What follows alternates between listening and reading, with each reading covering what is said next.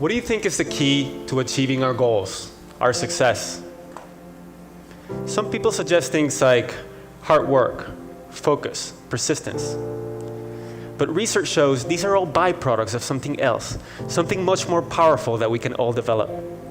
It is this very special something that really is critical to success, and is what I'm here to discuss with you today.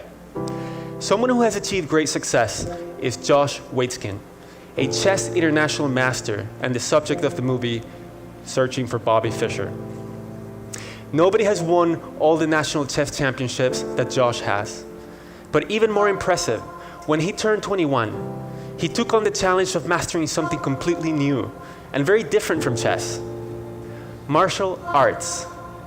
He realized that he had learned how to grow and succeed, and he could apply that understanding to other domains. And so, he devoted himself relentlessly to Tai Chi Chuan. And after lots of hard work, many failures, and some broken joints, he became a great martial artist, and he won 2 world championships. Now he's off to Jiu-Jitsu.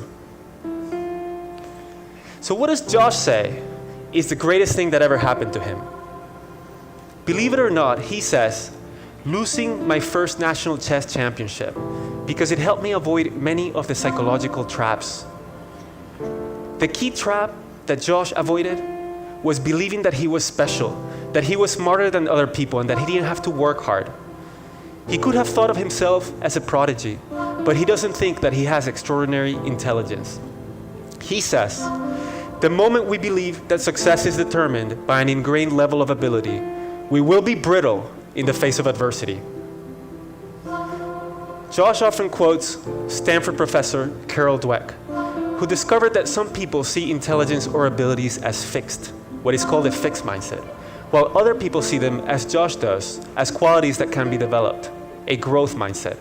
More important, Dr. Dweck discovered that these 2 different mindsets lead to very different behaviors and results.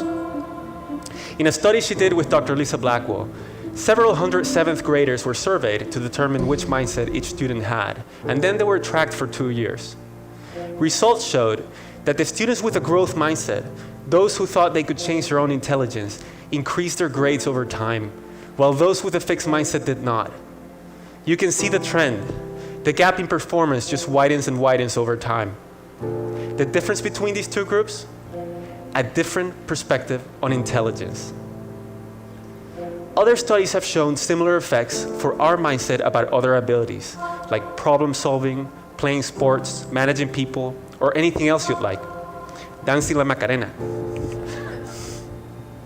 The key to success is not simply effort or focus or resilience, but it is the growth mindset that creates them. The mindset itself is critical. Research shows that when we directly try to build grit or persistence, it is not nearly as effective as addressing the mindset that underlies them. How many of us think of ourselves as not math people, or creative, or sociable, or athletic? Or conversely, that we're naturals? If we're to fulfill our potential, we have to start thinking differently. We have to realize that we're not chained to our current capabilities. Neuroscience shows that the brain is very malleable, and we can change our own ability to think and to perform. In fact, many of the most accomplished people of our era were thought of by experts to have no future. People like Charles Darwin, Lucille Ball, Marcel Proust, and many others. But they, along with all great achievers, from Mozart to Einstein, built their abilities. But the key insight that I would like you to walk away with today is that when we realize that we can change our own abilities, when we have a growth mindset, we bring our game to new levels. So how does a growth mindset do that? It turns out that there are physiological manifestations to mindset. Brain scans show that for people with a fixed mindset, the brain becomes most active when receiving information about how the person performed, such as a grade or a score. But for people with a growth mindset, the brain becomes most active when receiving information about what they could do better next time. In other words, people with a fixed mindset worry the most about how they're judged, while those with a growth mindset focus the most on learning. There are other consequences of mindset. People with a fixed mindset see effort as a bad thing, something that only people with low capabilities need, while those with a growth mindset see effort as what makes us smart, as the way to grow. And when they hit a setback or failure, people with a fixed mindset tend to conclude that they're incapable. So to protect their ego, they lose interest or withdraw. We observe that as lack of motivation, but behind it is a fixed mindset. Whereas people with a growth mindset understand that setbacks are part of growth. So when they hit one, they find a way around it, like Josh Waitzkin did when he lost in chess or in martial arts. Research clearly shows these effects of mindset. In one study that Dr. Dweck did with Dr. Claudia Mueller, they had children do a set of puzzles. And then they praised the kids. To some of the kids, they said, wow, that's a really good score. You must be smart at this. That's fixed mindset praise because it portrays intelligence or abilities as a fixed quality. To other kids, they said, wow, that's a really good score. You must have tried really hard. That's growth mindset praise because it focuses on the process. Then they asked the kids, okay, what kind of puzzle would you like to do next? An easy one or a hard one? The majority of the kids who received the fixed mindset praise chose to do the easy puzzle, while the great majority of those who received the growth mindset praise chose to challenge themselves. Then the researchers gave a hard puzzle to all of the kids because they were interested in seeing what confronting difficulty would do to their performance. Look at what happened when the kids later went back to the set of easier problems that they started with. The kids who received the fixed mindset praise did significantly worse than they had originally, while those who received the growth mindset praise did better. And to top it off, at the very end, kids were asked to report their scores. And the kids who received the fixed mindset praise lied about their scores over 3 times more often than those who received the growth mindset praise.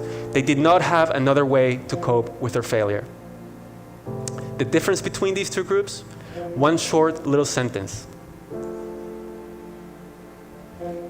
How often do we praise kids for being smart or for being great at something? We've been told that this will raise their self-esteem, but instead, it puts them in a fixed mindset. They become afraid of challenges and they lose confidence when things get hard. As Josh Waitzkin says, it is incredibly important for parents to make their feedback process related, as opposed to praising or criticizing talent. If we win because we're a winner, then when we lose, it must make us a loser. These studies show not only the mechanisms by which mindset affects performance, but they also show something else that's very important. They show that we can change mindsets. And that's important because most of us have fixed mindsets about something. Another study that showed that we can change mindsets is one in which Dweck and Blackwell did a workshop with 7th graders to instill a growth mindset in them. As a result of the workshop, the students gained more interest in learning and they worked harder. And as a result of that, their grades improved. Other studies have shown that when we teach a growth mindset, not only does it improve achievement for students as a whole, but it also narrows the achievement gap because the effects are most pronounced for the students who face negative stereotypes, such as minority students and girls in math. I've spoken mostly about children, but mindset affects all of us. In our workplaces, managers with fixed mindsets don't welcome feedback as much, and they don't mentor employees as much. And employees with growth mindsets about specific skills like negotiations become far better at those skills than people with fixed views. Mindsets can even help us solve big social issues. A recent study showed that when we expose Israelis and Palestinians to the idea that groups can change, they increase their attitudes toward one another, they improve them, and they enhance their willingness to compromise and to work for peace. There's a lot that we can do to change mindsets, but here are 3 things that any of us can do to instill a growth mindset in ourselves and in those around us. First, recognize that the growth mindset is not only beneficial, but it's also supported by science. Neuroscience shows that the brain changes and becomes more capable when we work hard to improve ourselves. Second, learn and teach others about how to develop our abilities. Learn about deliberate practice and what makes for effective effort. When we understand how to develop our abilities, we strengthen our conviction that we're in charge of them. And third, listen for your fixed mindset voice. And when you hear it, talk back with a growth mindset voice. If you hear, I can't do it, add, yet so that all of us can go and fulfill our potential.